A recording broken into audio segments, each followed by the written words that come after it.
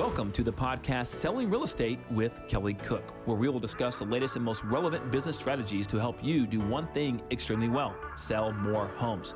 We'll discuss everything from business planning to lead generation and conversion to past client customer service and everything in between. Join us for authentic conversations and nuts and bolts takeaways you can implement into your business today. And now, Selling Real Estate with Kelly Cook.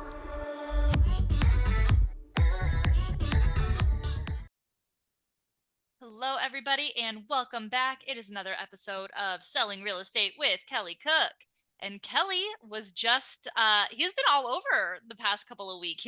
A couple of days this past week. He was in my neck of the woods up in Nebraska, went to a football game. We won. Woohoo, go Big Red. And then went down to San Diego. So for the real conference, now he's back home, back to work. But Kelly, what was, of course, probably the Husker win was your favorite of all of these things that you just did. But let's talk about the real conference a little bit. What was something that you really took away from there to kind of get us started? What was your biggest takeaway?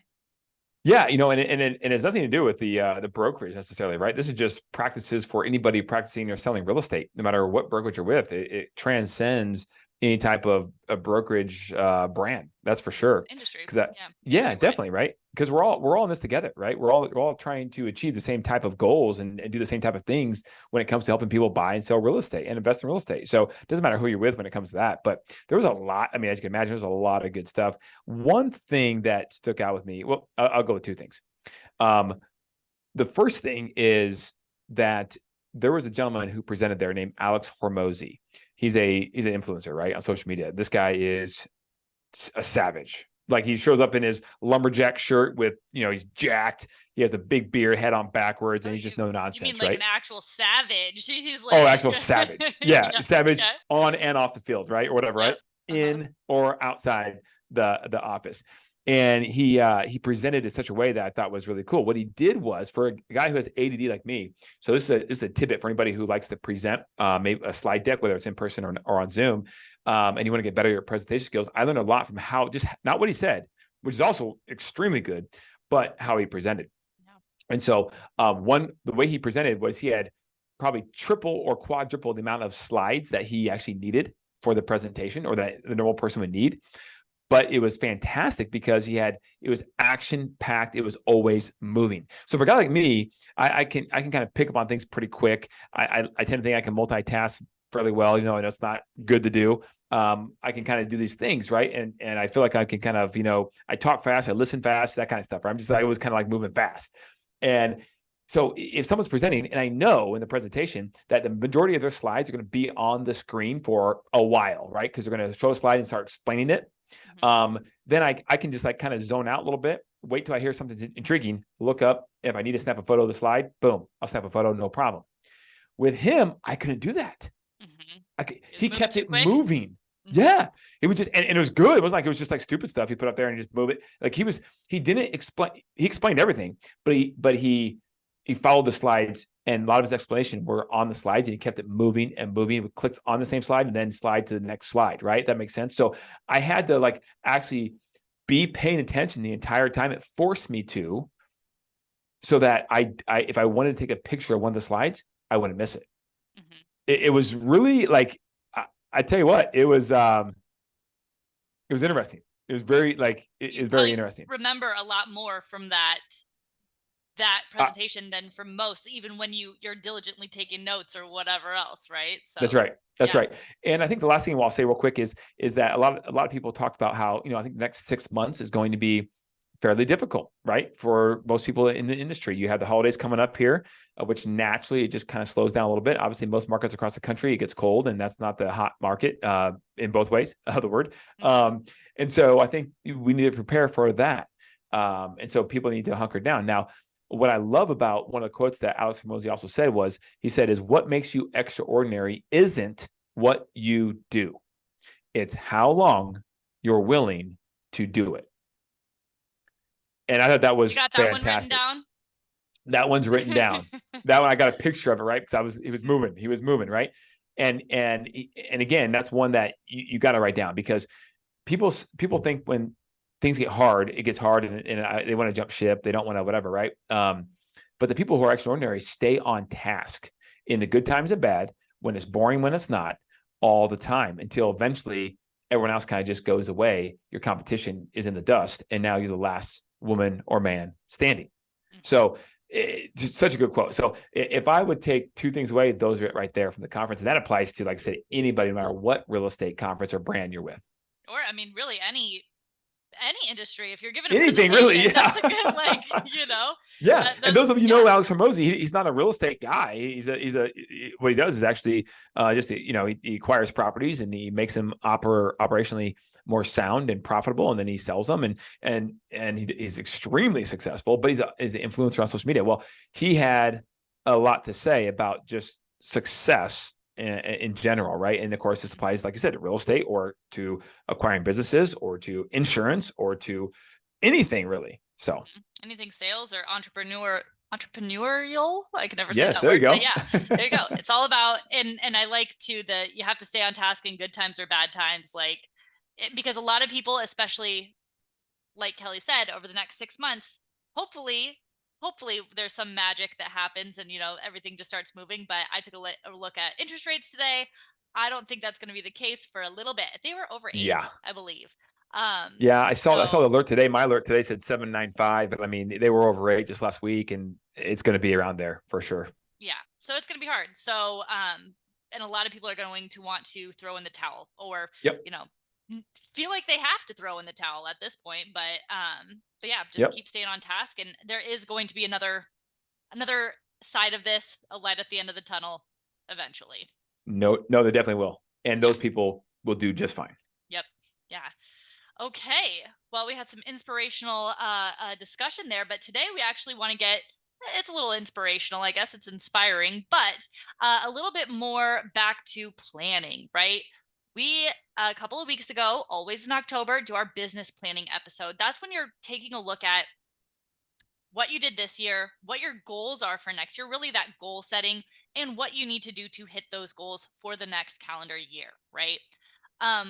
Today, we want to expand that a little bit on wealth planning. Wealth planning is not just your next year.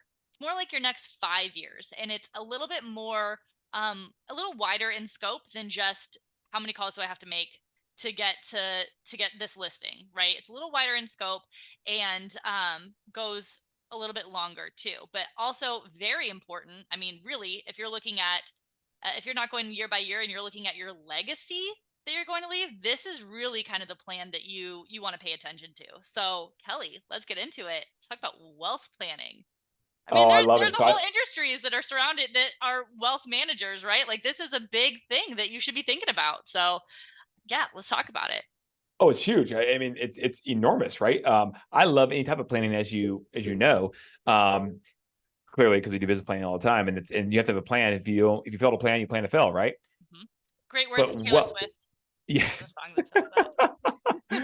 Oh, jeez. Oh, man. Well, but I got Kelly quoting Taylor Swift over here. Never. We'll never quote Taylor Swift ever. No. So if you look at planning, one of the most important things I think anyone could do is wealth planning. Now, there's estate planning, and it kind of goes along with that. And that is extremely important because you don't want to squander away all the things maybe you built up in terms of material assets and things of that nature while living that you could use for the common good, whether you give to charity, whether you give your kids, family, whatever it may be. That's very important. But wealth planning goes alongside of that. And I think a lot of people overlook that. For example, I was in a meeting and I was talking about this the other day, and I asked a question. The question was, everyone in this room, how many people in here know where they want to be financially in 5 years? Specifically, give me a dollar amount. How many people have thought about that and know what that number is? Not one hand. There's probably about 25 people I was presenting to, Elizabeth. Not one hand raised. And they're being honest, so I appreciate that. But that's not uncommon. I don't think enough people think about that, because if you do have a goal, and most people, I would say, would love to have a certain number in 5 years. If that's the case, why don't you think about it? And if you think about it, you write it down. If you write it down, you create an action plan to try to achieve it, because 5 years is a long time. What can you do with incremental 1% changes to your schedule that you already are currently doing potentially to put yourself on a trajectory to have that number? It's very similar in a way to retirement planning, right? That, you go in to see your financial advisor, you sit down, you do this retirement plan based on all these assumptions. Well, it's very similar to that to an extent, but we're talking specifically in 5 years. What's that number? It may be a big number or a small number. It's your number, but how are you going to achieve it? And there's a lot, and when it comes to real estate, as we're talking about, it's more than just saying, okay, I'm going to buy X amount of stock. I'm going to invest X amount of money into stock, let's say, as an example. And I'm going to hope for a compounded interest on the average of 6% every year, whatever, right? No, because that's what retirement planning is for the most part. Yeah. By the way, those guys that don't just really requires you to buy things. There's not really much action that happens there with that. Yeah, you have to just have a discipline of putting so much money towards it and then hope it just all works out, which, you work on traditional averages and historical averages. And so a lot of times it does work out if you have enough time and all that stuff. So it's not bad whatsoever. But I do think, number one, there should be some real estate involved in there with investing. Obviously, I'm a little biased. Most financial advisors would probably say, yeah, maybe a little bit, but they want the money invested with them, and I don't blame them. That's their job. At the same time, I think there's other ways to do that too. As a real estate agent on a wealth plan, what could you do to help yourself also achieve that number? Well, commissions, helping people buy and sell real estate. That's what we do. And we earn this fee that's called industry-wide as a commission. Or you can call it your salary, because that's what it is. When you sell a house, you make money. That's your salary, if you will. But it's still the income you earn off of helping people buy and sell homes, which is what you do on a daily basis. Are there any other ways that you could also hit that number that's in your wealth plan in 5 years? There is. And if you have other ways of income, of making income and or investments, then you don't have to worry about getting that number in 5 years all through active income, which is your daily job. You can maybe make a third of it, 2/3 of it, 3/4 of it, but have the other part help you hit that number from different ways of making income. So it could be rental. Yeah, diversification. I think a lot of people only think that means diversify my stock portfolio, but I think it's a lot more than that. I think you should have some money in real estate, some money in the stock market, of course, and that sort of thing, right? Some sort of retirement account, IRA, 401k, and then of course, possibly in a business or two. You could also be investor in your business. So not only do you invest money back into things like marketing and expenses to help you grow more for your active income, but what if you were also with a platform or on a platform that allowed you to be paid other ways? So for example, by doing the same day job that you do, you can potentially earn equity in the company that you're a part of. Stock bonuses, that would be pretty cool. That would help you get to that number faster, especially if the stock performs. Right now, I guess in a way, it might take you longer if the stock just goes tanks for the next 5 years. But if you're with the right kind of company, buying the right type of stock, if you will, probably unlikely to happen, or unlikely to happen. It could be revenue sharing part of the revenue that the company you're with makes. That will help you get there to your number faster. So I think it's not uncommon or abnormal to think that if I could have multiple ways of making income, I could get to a number faster, right? Yeah. So why not put yourself in a position? Protects you in different, like if one's not doing so great, well, you've got this, like you're protected as well. Like if the market's not doing so great, well, you've got these other sources, or, you're not, you got sick, you didn't get a couple listings for, I don't know, a couple months, whatever it is, but you have these other sources. Hopefully you don't get sick for months, but it happens. And you have these other sources of income that kind of help protect you to get to that number as well. Otherwise known as market insulation, right? So they say the fastest way to become wealthy is to live below your means. So just don't spend all the money you make. That's the other way to say it, right? So save some money. Well, it's hard to do that if you don't have a plan. It's hard to do that if you don't have allocated bank accounts where that money goes so that you don't get your hot little hands on it and want to spend it on something maybe you probably don't need. But if it's in that account that you spend on everything else that you do need, you're most likely going to spend a good portion of it because it's right there, easily accessible, and you can just spend it if you need to or want to. But if you allocate it, have a plan where that money goes, it's less likely it's going to happen.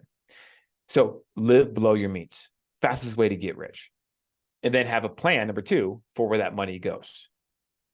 So it's allocated into investments. Buy a rental house, buy a certain amount of stocks, bonds, etc. However you want to invest in the market. Maybe be an investor of some sort into a business of some type.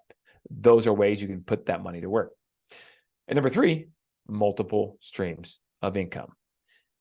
Well, Kelly, how do I do that? Where can I, there's all kinds of different ways. You can get a second job, but there's only so much time in the day, so how much time can you allocate towards that job, whether it's a small business you're trying to own yourself, whether it's working for someone else. Either way, there's only so many hours that you can put towards that thing. Are there any other ways to make money besides that? Well, yeah, there are. So there's passive income, and there are earning bonuses when it comes to stock. Those are the 2 biggest ones. And so obviously there are certain, when it comes to real estate, guys, I'm not going to pitch, you guys know the ones that out there that do this, but you have Real and you have EXP. EXP's been around for a long time. There's about 91,000 agents. Real is more in the startup phase and it's cruising. It's the fastest growing brokerage in North America. It's a little over 12,000 agents now. It doubled in 1 year since I joined. But the cool part is, for doing the job I'm already doing and have been doing for the last 18 years, I now have, just generally speaking, 2 more additional streams of income. Stock, equity in the company, and revenue share. When they share the revenue, it comes in from all the agents in the company. So it's pretty cool. Now, I still have rental properties as well, which I absolutely love because I'm in the business. So I absolutely love that. I still have my day job. I have that too as well. And then we have a couple other small companies that we are invested in as well. So I am practicing what I am preaching. And so my hope for you today is that you first take that first step, right? And that first step is asking the question yourself, what's the number I want to earn over the next 5 years? Not in year 5, over the next 5 years. For the next 5 years, add them all together, what's that number? Now, what's the plan to get there? And where can I best be positioned and placed so that I have the highest probability of getting there with the most convenience and ease? And if that's something that you are thinking about doing, reach out to me. I'd love to have a conversation with you to help put you in that position. Yeah. And I think you said there's a pretty cool tool where you can kind of help calculate all of that as well. So yeah, not exactly. No, thanks you for that. You don't have to do all the math yourself, right? That's right. That's right. Literally, I could email you this whole breakdown of how you could get to that number based upon what you think you'll be doing in terms of how many houses you'll be selling every single month or year for the next 5 years. Mm-hmm. That simple. You know that number, or think you have a good guess on that number based on all this data and this whole breakdown. I can send you a report that is super intricate, super well laid out, and looks great aesthetically. That will tell you exactly what that looks like. Pretty cool tool. So let me know, DM me, call me if you want me to send that to you. Where can they reach you, Kelly? Oh yeah. I wasn't going to let you cut me off this time and give your contact information first before I got to ask. So Kelly, I love it. Tell them where they can reach you. Yeah, you can DM me on Instagram at Kelly Cook Homes, or just text or call at 480-227-2028. That'd be fun. And anything about investing, as you know, we've done multiple episodes on that. I am all in on that. All right. This show is also called Selling and Investing and Business Planning with Kelly Wealth Cook. Building. Wealth building. Yeah, I think we've talked we have gone a lot into taxes before. Yes. And all of that. So this show is about more than just selling. We will love to talk about that as well, kind of back to basics, but any of those other income streams that you might be interested in that we've talked about here on the show, Kelly would love to have conversations about those. And if you are looking to, and here's another thing, and recruiting and team building and all of that too, please go to buildyourrealestateteam.com. If you are looking to, if that's part of your wealth plan or your business plan to start up your own team in the near future here, go to buildyourrealestateteam.com and get kind of the document on how to do it. Learn from Kelly's mistakes. Please. And that is it. We will see. He wants to save you.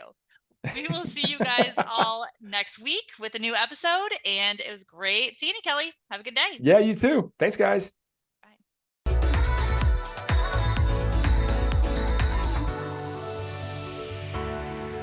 Welcome to the podcast Selling Real Estate with Kelly Cook, where we will discuss the latest and most relevant business strategies to help you do one thing extremely well: sell more homes. We'll discuss everything from business planning to lead generation and conversion to past client customer service and everything in between. Join us for authentic conversations and nuts and bolts takeaways you can implement into your business today. And now, Selling Real Estate with Kelly Cook.